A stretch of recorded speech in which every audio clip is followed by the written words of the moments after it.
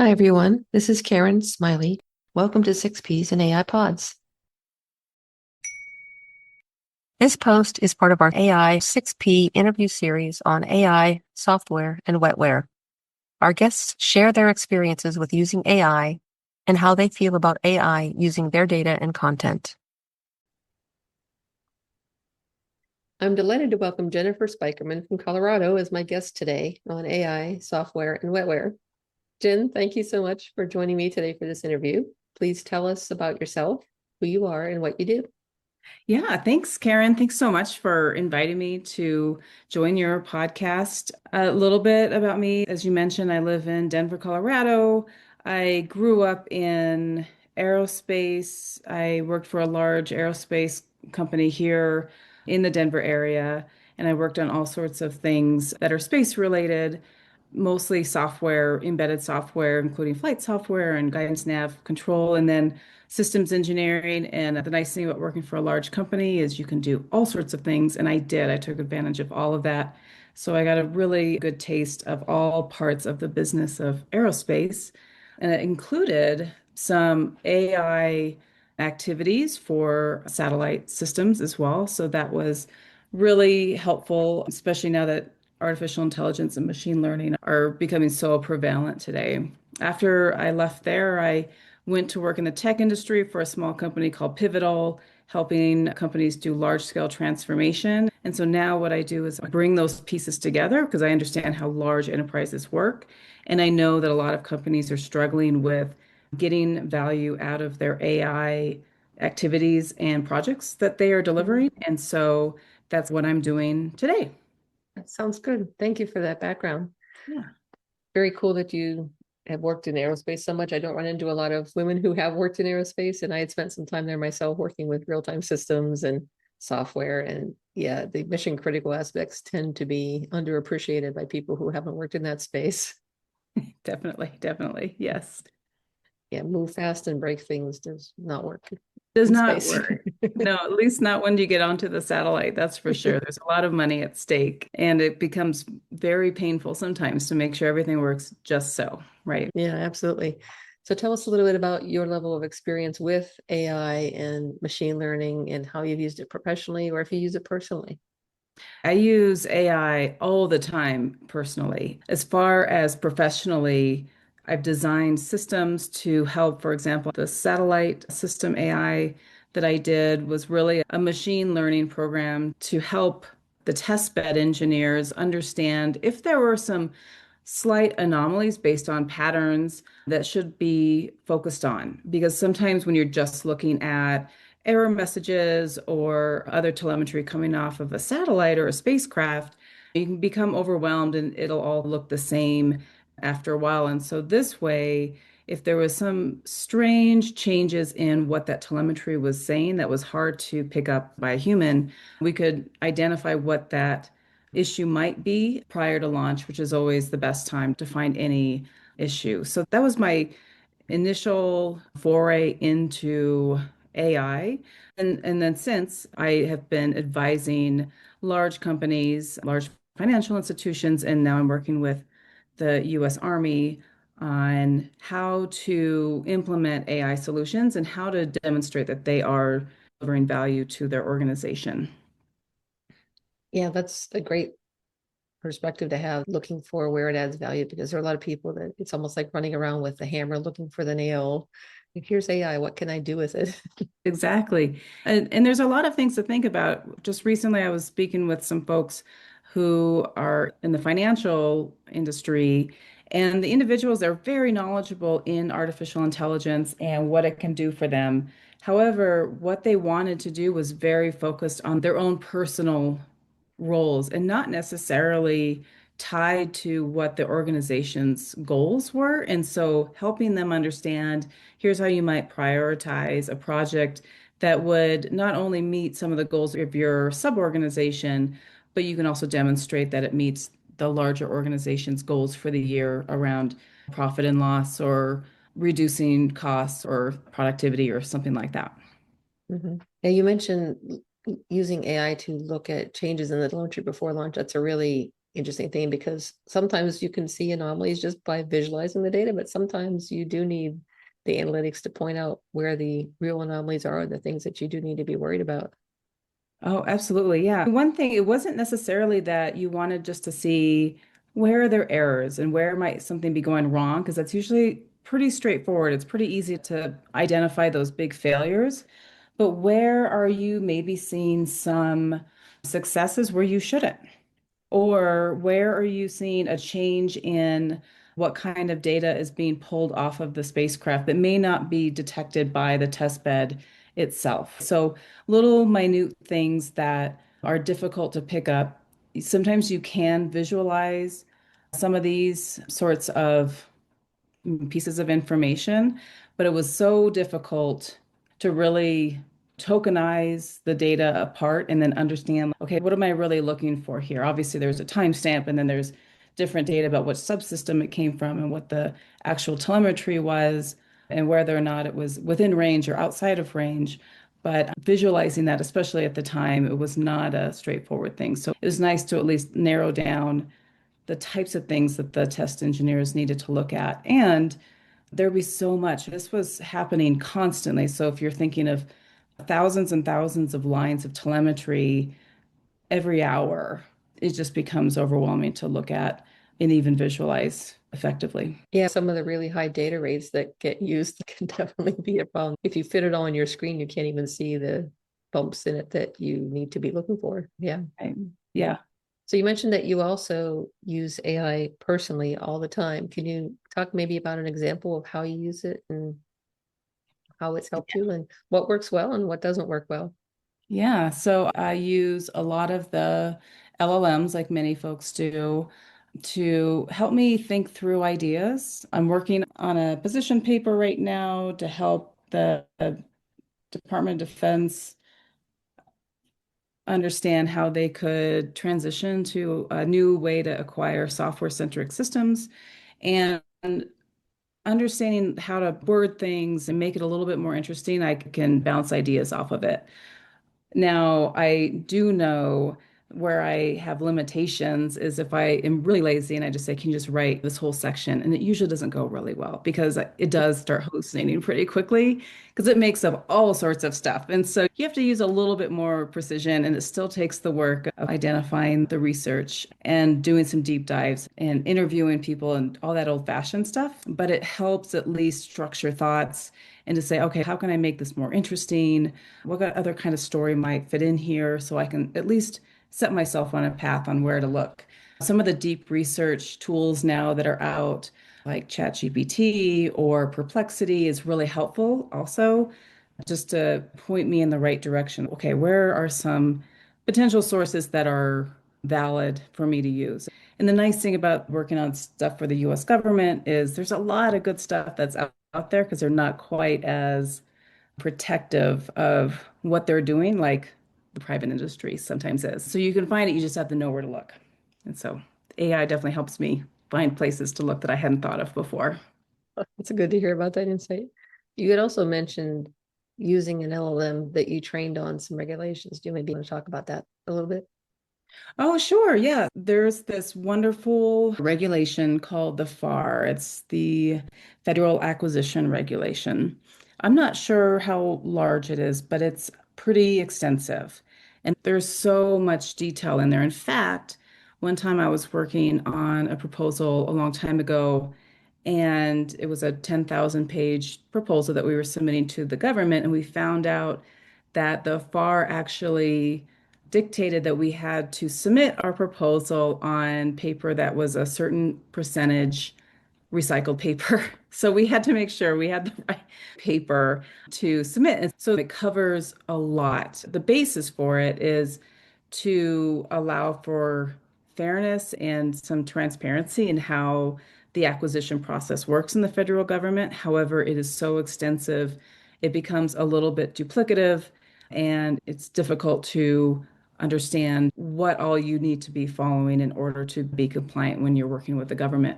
So I have a little AI tool that I program with Claude. It sucked in all of the FAR. And so a lot of times I'll just say, As I'm responding to a proposal, for example, I'll just ask Claude, does this fit with FAR, or can you reference the FAR paragraphs that this would be applicable to, or all those things? And it's able to help me structure it and make sure that I am compliant. And then also, how can I write a compliant proposal, for example? Yeah, it's really helpful in something like that because there's no way you'd want to go through the FAR all by yourself. That's for sure. Yeah, so the FAR is huge. And did you say you have a 10,000 page paper that had to be submitted on paper? My mind Yeah. is blown about that. I was not the one that wrote all 10,000 pages. I ran a proposal when I was in my previous role as a defense contractor, and I had a team working with me. And yes, the proposal was 10,000 pages long, and we had to submit, I can't remember how many copies of that. So it was really a lot of Oh paper. my God. It was probably like, I remember we had some statistics, but it was like 70,000 pages or whatever it was in the end because you had to have 5 or 7 copies delivered. So it was a lot of boxes, a lot of bankers' Wow. boxes. Wow. I thought we all got away from using physical paper in a lot of cases, but I'm just amazed that they required paper for that. Sometimes they do. I think they are getting away from it these days. So everything that I've done in the couple years since, especially as a small business now, which is what I am, I deliver it as it's usually all electronic. Yeah, so you mentioned that you use Claude for this, and I think you had said earlier that you use ChatGPT. How do you decide which tools you use when? Yeah, it's the style. And I also use Perplexity. I spend a lot of money on all of the different tools. I like ChatGPT occasionally for some of the deep research. It has some good deep research pieces. I like Perplexity. I like the reasoning model and how it demonstrates how it's doing the reasoning. So I use Perplexity and ChatGPT a little interchangeably, especially when I'm doing research and doing an initial outline, let's say, of a post or of a large paper or something that requires some research. I like Claude because Claude has been able to train on my personal voice a little bit better so that when I ask it to write something specific, I feel like it is something that I would write in the same tone and with the same style. So I really like the way Claude produces the voice. So I switch between those three pretty regularly. So I've got a little tab with them all grouped together and I go back and forth all the time. Yeah, having a LLM that was trained on the FAR requirements and then using that seems like a really productive tactic. Yeah, exactly. And one thing I do like for Perplexity, I should mention, is you can turn off whether or not the data that you're sharing with it is sent back for training.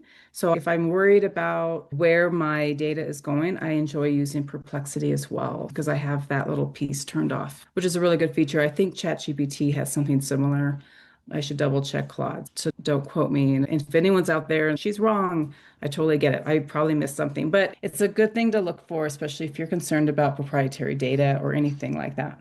Yeah, I've heard from some people that if you have a paid ChatGPT account that it does let you turn that off. The question then, I guess, is if you trust it. Right. Yes. Trust. And I think when we talk about AI in general, trust has been really the big topic. Should we trust it? Should there be regulations to manage it?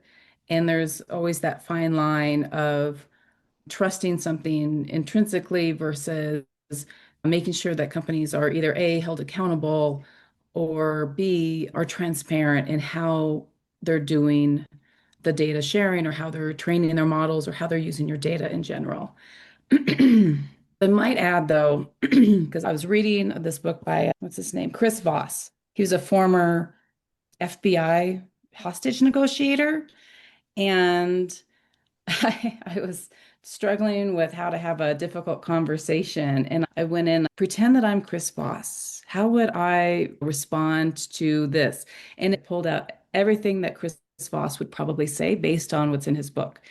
Now, is that ethical? Since his material, I'm sure, is copyrighted in a book. I know that is something that we all as a society need to discuss because that is proprietary data. That's artistic value that authors and creators need to feel protected. So there is a balance there. Right. So instead of someone going out and buying his book and reading it for themselves, then for a tool like ChatGPT to basically offer that knowledge to anybody without compensating Chris Voss for it, there's a sense that it's not fair. Exactly. Yeah. Exactly. Yes. Yeah. And one of the concerns that tends to happen is if writers are unwilling to make their content available publicly like that, then we all lose because then we don't get the benefit of his knowledge. Exactly. Yes. I mean, we want Chris Voss and other authors like him to produce new ideas. And I think that's another caveat that I keep in mind as well is when I'm creating something, I try to create it and then get ideas, but I don't want to rely on and give up too much of my creativity or thought power to any tool, right? So I want to make sure that it is mine. It is something that I would feel good about presenting at the level of quality that I approve of based on my experience, right? So you're using it to augment your own intelligence. Yeah. Yes, yes. And look for ideas and make sure that the words actually do fit together because sometimes when you're in the middle of something, you're like, does this even make sense? Please Yeah. help me make it make sense. Yeah, definitely. So you've talked a lot about using AI and LLMs for words. Have you ever tried any of the tools for generating images or music or any other modes? Yeah, I've done a lot of images. I've played around a little bit with vibe coding just as a software engineer. I have been out of actually engineering software for a hot minute. And the new project I'm working on with the Army, for example, is working with PySpark, and you can pick up Python pretty easily. So it's to help me refresh. If I were to solve a problem in PySpark, how would I do that? So you said you have used it for images for your writing for your newsletter, for just personal, for fun. Yeah, sometimes for fun. For my newsletter, the image there was generated by the ChatGPT Dolly image generator. It's very handy. I also have used Adobe's AI image generator as well. They have different styles. I feel like the Dolly, you can always kind of pick out, like, I know exactly where that one came from. Some of the ones that are a little bit more in depth or a little bit more nuanced, you can get from other tools. So those are the two from an image generation perspective that I've used. Anything else that is image related, I usually try to use my own photographs and my own representations just because it helps me think through it anyway. And I just like to force people to look at the pictures of me climbing mountains and stuff like that. So a lot of times I try to use my own personal pieces because I feel like that's the most unique you can still be. But I have used some of those other ones. This is a good overview of when you've used different AI tools. I'd like to hear about times when maybe you avoid using AI tools and why you avoid it for those purposes and maybe an example. If you're working on something that is not really commonly known, because, right, these are general purpose models that you are relying on. So if I'm working on something that is really cutting edge, new technology that's probably not very widely understood, I definitely avoid AI because in my limited experience of actually trying to use it, I normally get a lot of hallucinations. I get hallucinations anyway, which is another reason why you should always read through exactly what you're writing and ask the AI questions. Like, are you sure? Because I thought that this was this. But if it is something that's really different or it's hard to find information on, I don't rely on it. I think it's tricky to do that. So that's probably the biggest area that I limit my exposure. And same with the vibe coding tools. I am new to it, so I know that you need to have a lot of oversight in how you are using those vibe coding tools. And so if it's a simple task, then yeah, it makes a lot of sense. But if it's something a little bit more nuanced, something I really need to make sure don't have security problems, then I want to make sure I've got my hands in the code in depth so that I'm not unwittingly exposing myself to something I don't want to be exposed to.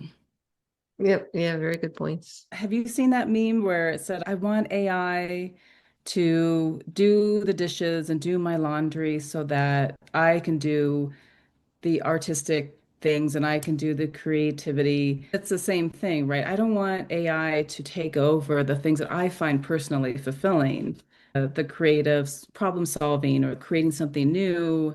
I want to make sure that I'm doing that, and the AI needs to do the boring stuff. Can help me respond to this email that I don't want to respond to right away in my voice. Help me organize my inbox. Help me do these types of things so I can prioritize my day.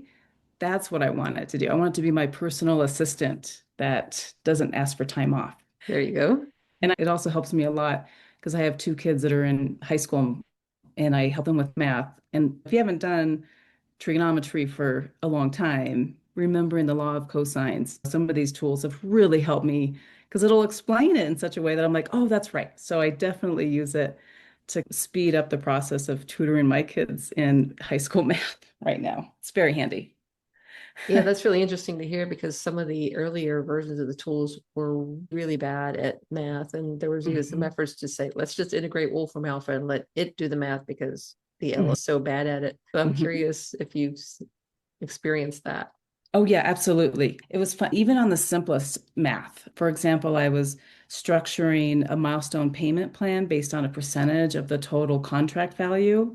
And I asked it because I was tired and I said, can you just break this into even percentages across these different milestones?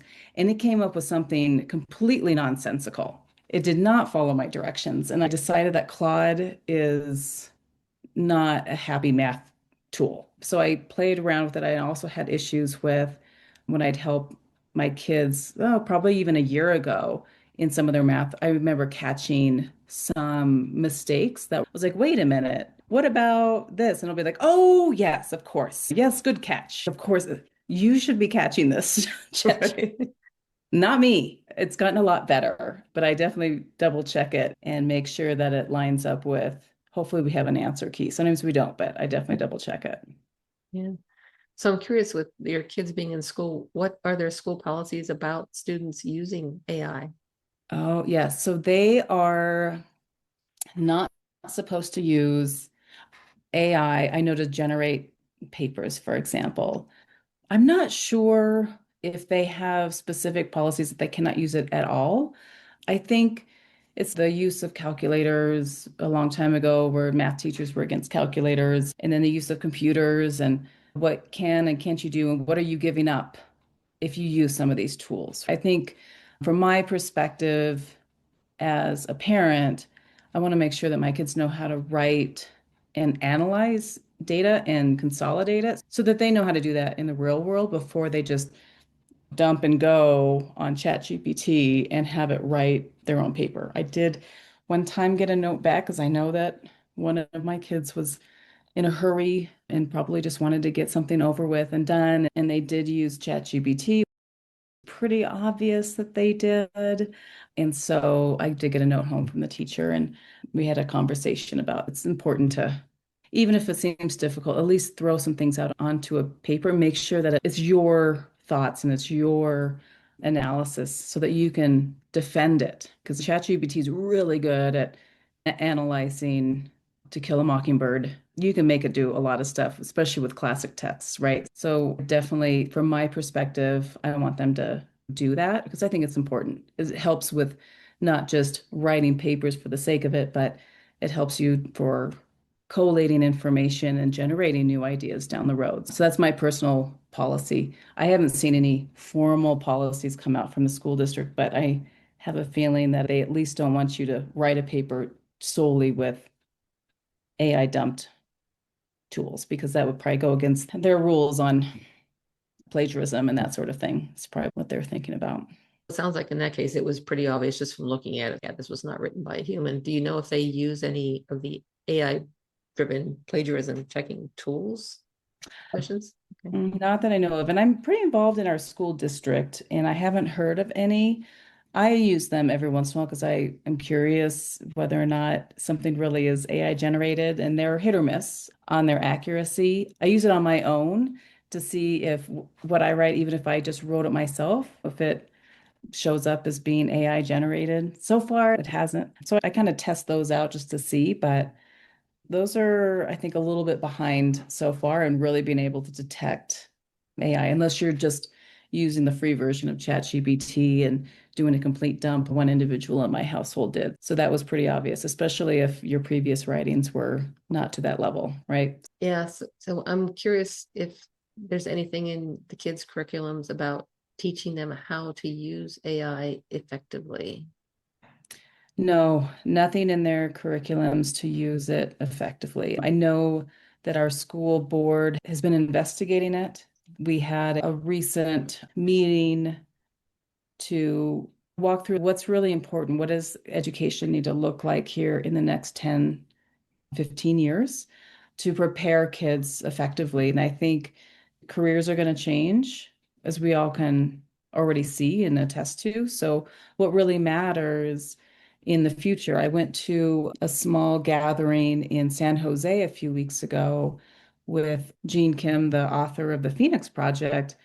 And one of the topics during that forum was now that there's things like vibe coding tools and it's a little bit easier to pick up coding at a generic level, now you need to really make sure you understand the engineering part and you really understand what does it mean to have a good system put together using those rigorous engineering tools that you learn in college, right? It's not just about slinging code anymore. It's about focusing on the design, it's focusing on the quality and all those pieces because those tools, they're going to get better, but at the same time, there's a lot of nuances for every application. And so you need to have that insight to be able to apply it appropriately.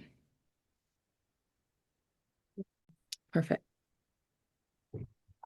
So one concern I wanted to talk to you about is looking at where these AI and machine learning systems get the data and the content that they use for training. So a lot of times they'll use data that people have put into online systems or have published online, like our newsletters. And companies are not always transparent about how they intend to use our data, even if we sign up directly with them.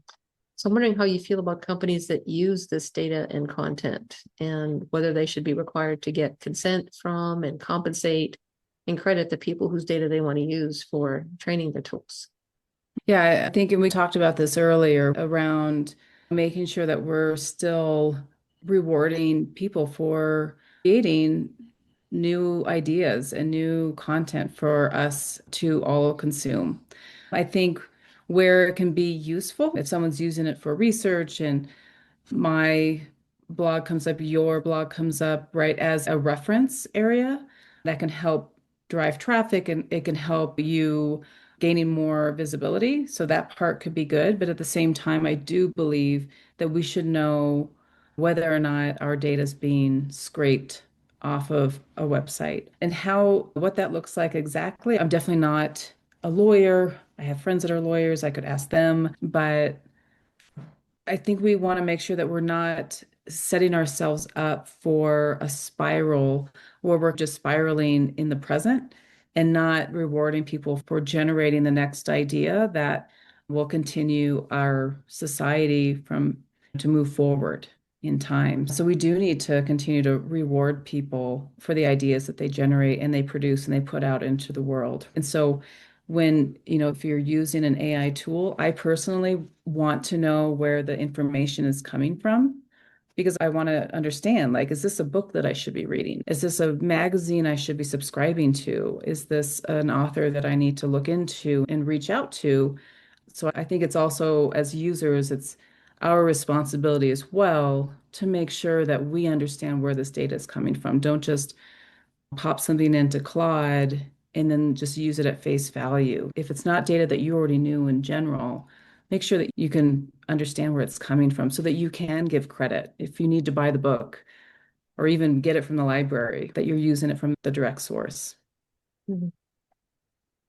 Yeah, you mentioned about discoverability and finding our newsletters. So I'm curious if you have the setting in Substack for AI training. Do you have it turned on or is it turned off? Oh, that's interesting. I think I have it turned off. It's funny what you mentioned Substack. I remember LinkedIn when that came out, that LinkedIn quietly added that little piece in there. And I definitely turned it off there. I'm pretty sure I turned it off in Substack as well, but maybe I'll experiment with it and just see if anything changes. I'm not particularly protective of my own publication because I don't charge. I'm mostly doing it to help think through ideas and make sure that I feel relevant and have a voice. But if I start charging or I'm looking for monetizing my blog more, then that's definitely something I would consider. But I'm actually looking now to see if I have it turned off. And it looks like I do. Yes. So maybe I'll turn Yeah. it on just to see what happens. Yeah, I've heard a couple of opinions. One is they say that it may hurt discoverability of your content if you turn it off because it will block some crawlers. On the other hand, there are some unethical crawlers that ignore that setting and scrape it anyway. But then other people say, I want to be discovered. I think my ideas are important and I want these tools to hear them and use them and display them and make them available. So some people feel that way about it. hmm And once again, that goes down to transparency. I was really disappointed with LinkedIn and how they handled that. I felt as authors, that should have been disclosed to us when that became an option or when they decided they wanted to start using that data. All of these platforms have access to a wealth of information and knowledge about all of us.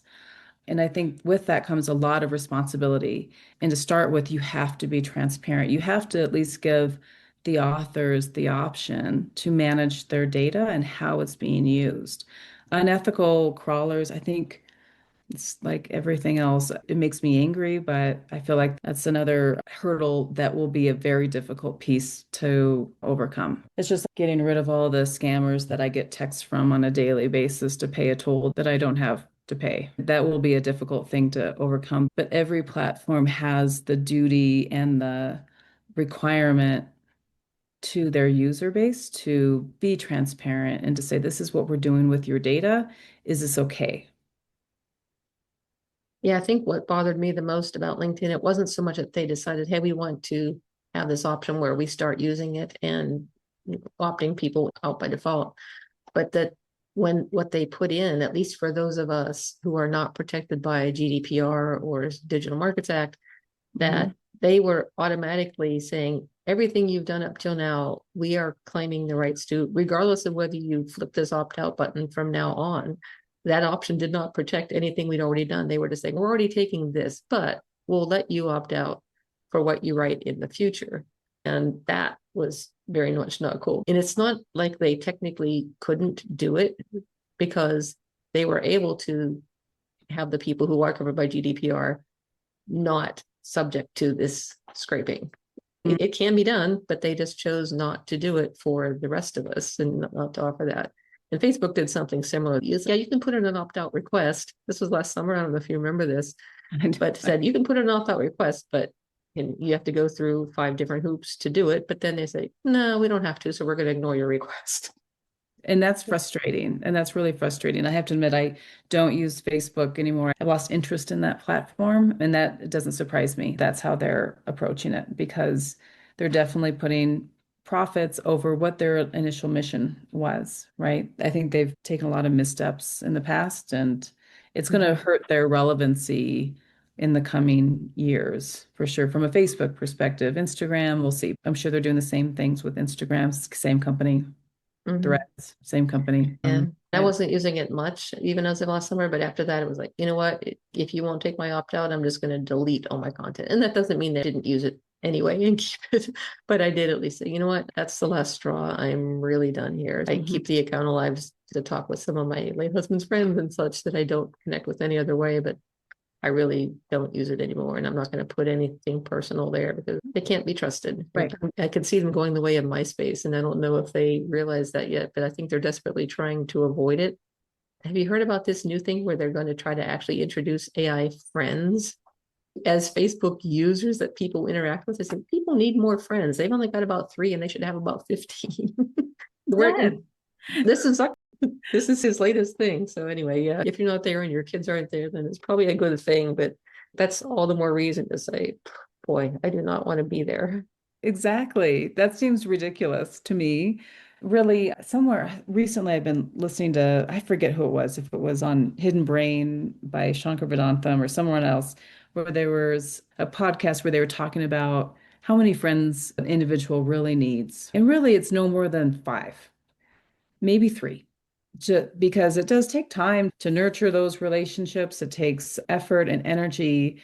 And so most humans can't handle more than a couple close friends. Of course, you have other acquaintances and you have different friends that are a little bit less connected. But as far as close friends, you only really need a handful to have a fulfilling life. And so I couldn't imagine saying, I only have five, so now I have three more AI friends. It sounds like a terrible idea. But at least you don't have to worry about hurting their feelings. That's for sure. You can stand them up all day and no one's going to complain about that. Yeah. Mhm. And I don't see too many of the younger kids staying on Facebook nowadays. And a lot of the people that are in the generation behind me that are just now having kids, and some of them still share photos of their kids. And are you really sure you want to do that? But Mm, others are just very cautious, like they won't put anything there. They only share photos through Signal now with family members and such, just because they know that those companies can't be trusted. right. Unless you're Department of Defense, then you just never know. You just have to know who you're inviting to your chat. Yeah, wow, that was pretty amazing. That was Yeah. a mistake for sure. Anyone who's ever held a security clearance knows that would be a firing offense. It's just Yeah, absurd. I know. I couldn't imagine. Couldn't imagine. Yes. But that is definitely not my problem yet. Yeah. But the whole question of being able to trust the companies is, I think, a really big one. And I think that's partly what underlies so many lawsuits, in this sense that sentiment of the public against the companies has been going down because you're doing what with my data? Right. And then there was a lawsuit at least a couple years ago against a couple of those AI companies. It was a class action with a lot of authors that had filed it because their proprietary information, their copyrighted material had been used to train ChatGPT, OpenAI, Anthropic. And I never heard what happened with that lawsuit. I don't know if you had, but maybe it's still working its way through the courts. But I think that will be interesting to hear about what will come of that and how will that change the way AI is used in the future. The funny thing is, even if they win the lawsuit, it's unmixing bowl of cookie dough, right? You can't take the eggs back out once it's all mixed together. It's all in there, right? Unless you start completely over and throw the whole thing in the trash, which I'm sure no one would want to do. So I think that's the difficult part is they made some decisions at the very beginning and either didn't think of it or didn't want to think of the obligations that they had to ask for permission of copyrighted material, which is another reason why if you do use AI to do research and to do some writing, to make sure you know exactly where it's coming from, because you have to give credit. If it's not something that you made yourself, then you better go and take the time to find that because you as the Mhm. author will be the one that'll bear the Right. brunt of that. Mhm. Exactly. And that's the whole infringement essence. There's a website called chatgptiseatingtheworld.com. Ooh, It's run by a lawyer who keeps track of all of the lawsuits in the US that have to do with AI and copyright infringement. And the last time I checked it, a couple weeks ago, there were 39 active lawsuits. oh, And the one that you're talking about with the authors whose works were all being used, I believe is still one of the active suits, but there was a bit of news about that a few weeks ago. There's a way now that you can check if you're an author, if you wrote a book, or if you wrote some papers. There's now a site where you can go and say, tell me if my content was scraped and used for this, LibGen. And I went in there and looked of some of my academic papers. I found, I think, 11 of them in there. And that's very minor compared to people that have written dozens of books and had them scraped without any credit or compensation. But yeah, as far as I know, that suit is still ongoing. That has not been settled. yes, that sounds about right because that one I had been keeping track of, but I'm definitely checking out this ChatGPT is eatingtheworld.com to Yeah. see what else is happening for Yeah, sure. that's my go-to for when I want to see what's going on with the lawsuits as I go out and check. I think that author's actually on Substack too. I think he joined recently, Edward Lee. But Okay, I'll verify that and put the link into the interview so people can find it. perfect. Yeah, I'll check that out. For all the AI-based tools that you've used, do you feel like any of those companies have been transparent with you about where they got their data? Whether they're actually transparent, I don't have a good answer for that, but one reason why I do like Perplexity, because it gives me references to where data is coming from. So that gives me some confidence on, okay, this is what you're referencing, and maybe you're summarizing what is in this published article or whichever. And so then I can go and do my due diligence and go and take a look at that article myself.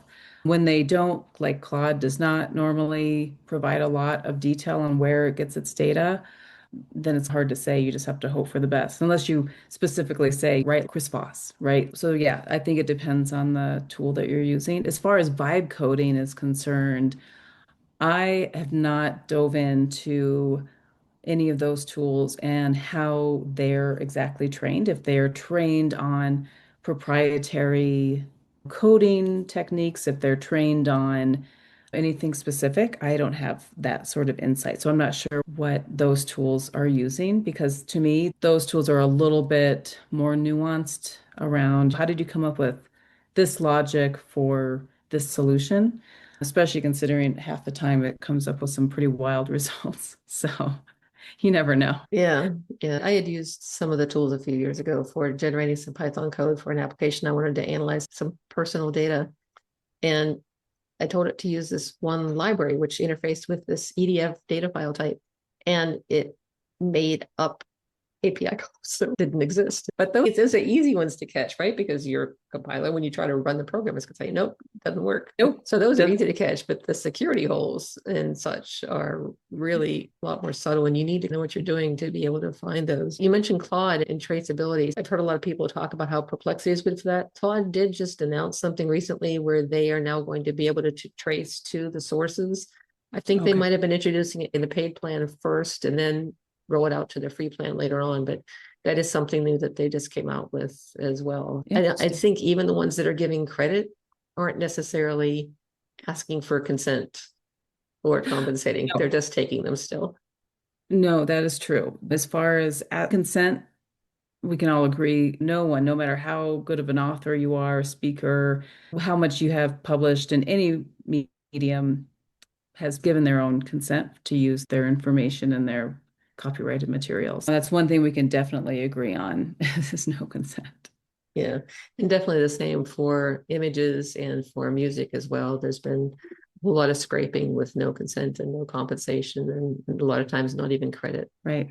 And I think that's where others, whether it's government organizations, they need to come up with a standard for other groups that have some sort of governance and governing bodies need to provide some oversight into that. Because I think as individuals, we can do our best, but right now it's really on the individual users to make sure that they know where the data is coming from. That's how I view it right now. So you've mentioned before that you've built some tools that used AI and machine learning. What could you share about where the data came from and how you obtained it for building those models? Oh, those models was data that I had access to based on historical information. So I knew what good data looked like and I could train it on good data. And I had plenty of that to set up, right? So I could say, this is what good looks like, this is what I'm looking for. And it was really internal to the company that I was working for. I never took anything external, but there was no one else at the time that was really doing anything like this. So it didn't really make sense to try to pull in any sort of external data. If I were to do it again today, maybe there'd be some other data on data.gov. That's one place where I look for a lot of shared open source data. That would be my first stop, I think, for some of these activities is to look for some of those open source, free to use data sets that I can use to train a model. But yes, I never used any data that was not expected to be used, that's for sure. So this application was for machine learning on some satellite data. Was it all actual data, like from a test system, or did you use some synthetic data? I created my own synthetic data.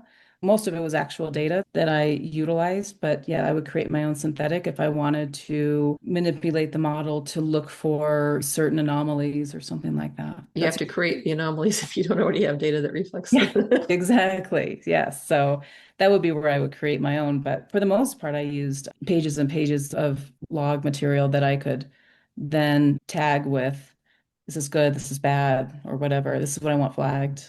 And then if this error stops happening, I want that flagged, all those types of things. One last question, and then we can talk about anything else that you want with regard to AI. Hmm. So, based on everything that we're seeing and the way companies are treating us and our data, it seems like public distrust is growing. And I feel like that's healthy in a way because we're starting to understand what they're really doing with our data with or without our consent.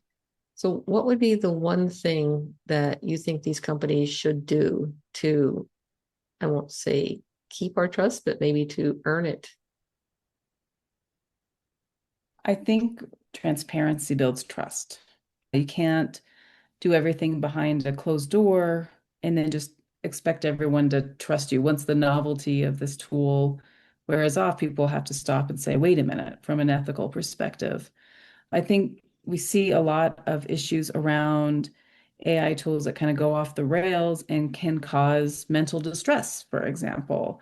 Companies need to be forthcoming in how they're addressing some of these riskier areas that can impact the mental well-being of an individual, which is another thing I thought of when you mentioned the AI friends on Facebook. That just seems wrought with potential dangers, right? If there aren't good guardrails in place to make sure that you're not responding to someone who may be having a mental crisis and they need to talk to an individual. So I think organizations need to be real clear on what the potential impacts are, not just to the creators where they're getting the data and the models, but how it could potentially impact and cause harm to other people. And they need to be very proactive in what that looks like. So technology companies have not always been really good about that. I think we saw that in the past with Facebook, even during the 2016 election. These leaders of these organizations need to take ethics seriously and make that part of their business plan because consumer trust is really what their businesses will be riding on, from my perspective. Mhm. So otherwise, you'll drive users away and then eventually you'll lose relevancy in the marketplace. Yeah, so how do you see your kids responding to how much they trust or distrust these companies? I see a lot of varying perspectives. We have a lot of conversations about the use of AI. It's funny, my daughter, she has recently learned about the environmental impacts of AI, which a lot of us forget about. And so it's interesting because they actually have a much different view. They don't really worry too much about using it, but at the same time, I think they're thinking a little bit broader on what the impacts could be beyond the data piece, actually the energy piece and how we're utilizing energy and how that's going to drive up energy consumption and pollution and the environmental impacts of creating these massive data centers and across the Mhm. world, right? So I think that was a real interesting conversation we just had like last week. So I really appreciate how broad they're thinking about this, the use of these tools for sure. Do they have concerns, or do you maybe have concerns about how they work towards having a job and not having AI take their future jobs? I think as a parent, you're always terrified that your kids aren't going to be able to make it. I try to have faith that they will figure it out. I think what's really important is that they understand how to read the tea leaves on the changing marketplace. You can read an article today and it's going to say all these people graduating from college, they can't find a job. The same thing happened to me when I graduated from college. It was right after the dot-com bust and no one could find a job. And I was thankful that I did. People find jobs eventually, right? You just have to make sure that you're flexible. And I think flexibility and creativity is really what's going to set you apart in the future. I was talking to an individual who works on DORA's kind of metrics for software development.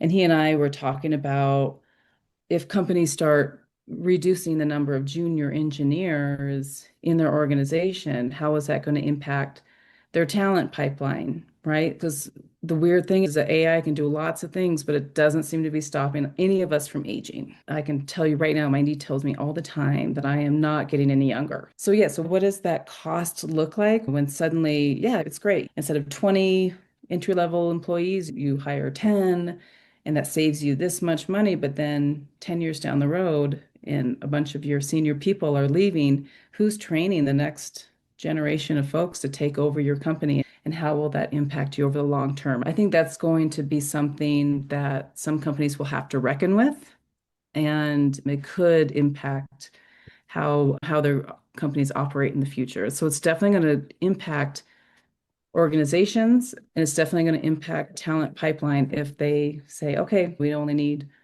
5 junior employees instead of 10. But that means you only have 5 junior employees. That of those, how many of those can advance up and take over the company over the next 10, 20 years? Yeah, it's definitely going to be interesting to see how that changes, and the effect on the pipeline is something I think people aren't thinking about. There's some studies looking at who can use these tools the most effectively, especially when we think about coding. Junior people, yeah, it helps them to move up to a certain level quickly, a certain minimum level.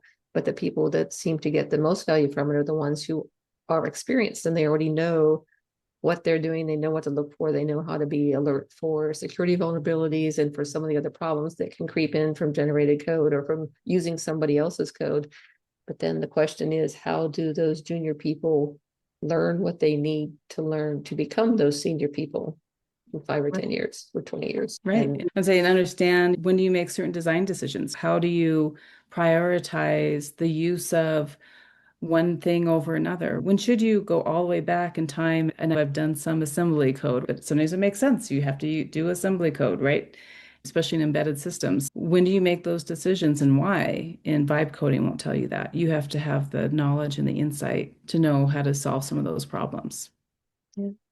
And I might put a plug in. There's a gentleman that I have met recently. His name is Kent Beck. He has an amazing Substack. It's called Tidy First. And if anyone's interested in vibe coding, that's his hobby. And he talks about it all the time. And I've learned a lot just reading his blog and seeing all of the comments that he makes on his Substack. So he does an amazing job. And he's also an amazing human. So that always helps too. Is it the same Kent Beck that was involved in the Adel movement way back years ago, or is this a different Kent Beck? I think it's the same one. Yeah. Yeah. Oh, very neat.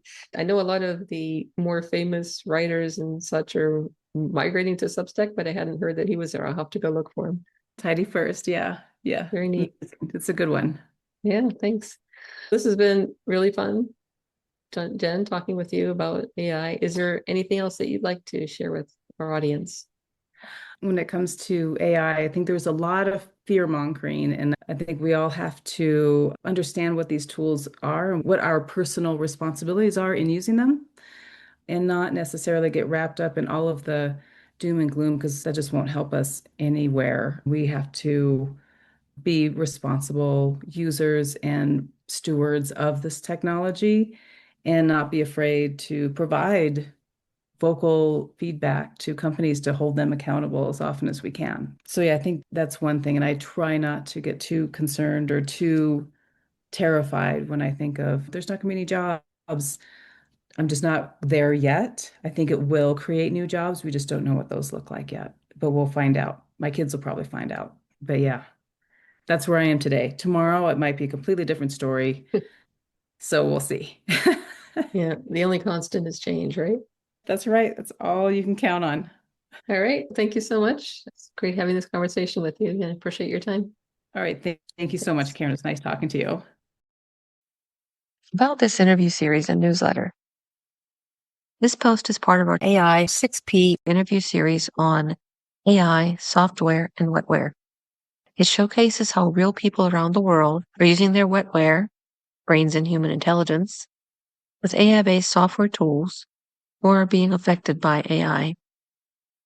And we're all being affected by AI nowadays in our daily lives, perhaps more than we realize.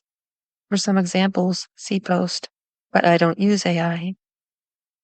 We want to hear from a diverse pool of people worldwide in a variety of roles. If you're interested in being a featured interview guest, anonymous or with credit, please get in touch. 6Ps and AI Pods, AI 6P, is a 100% reader-supported publication. All new posts are free to read and listen to. To automatically receive new AI 6P posts and support our work, consider becoming a subscriber. It's free.